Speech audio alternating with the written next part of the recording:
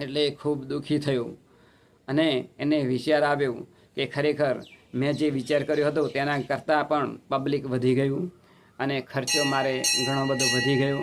હવે એ પૈસા હું ક્યાંથી લાવીશ? એવા સમયે જે પેલો મૂળ શરૂઆતની અંદર જે પેલો ભિખારી હતો ને, કે જે ઝૂંપડીની અંદર રહેતો હતો ને, કે જે ભિક્ષા માગી ખાતો હતો ને, એ જોયું આ મોટા શેઠે. એટલે એને વિચાર આવ્યો કે ખરેખર તો આ દુનિયાની અંદર આ ભિક્ષા માગી ખાય છે ને એ ખૂબ સુખી છે. કારણ કે એને કોઈ પણ જાતની ચિંતા નથી.